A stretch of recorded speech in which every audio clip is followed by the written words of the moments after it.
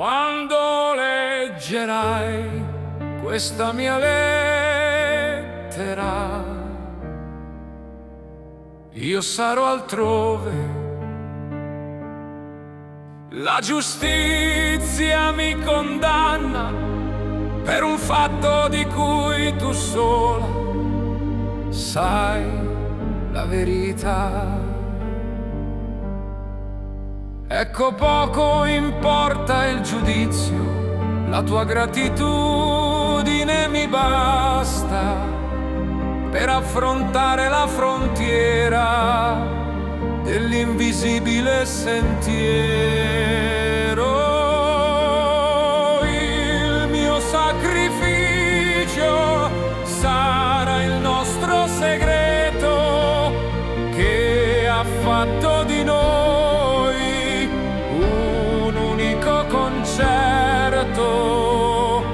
Me lo domandasti di annientare, sbagliando si impara a sbagliare. Uno sbaglio cicatrizza una vita ed io sono pronto a farla finita.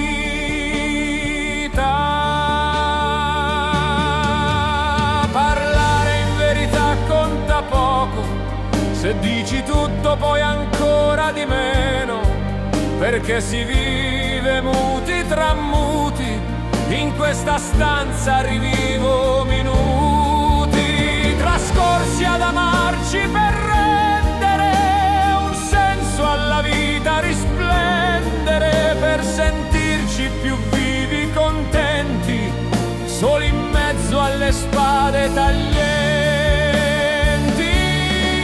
Quando l'amore domanda rispondo, presente anche se sino in fondo ho dovuto annegare nel pianto per un atto di cui certo mi pento. Quando in mano avrai questo foglio, io sarò con la corda nel collo. Solo Dio saprà dirmi se è giusto per amore fare quello che ho fatto.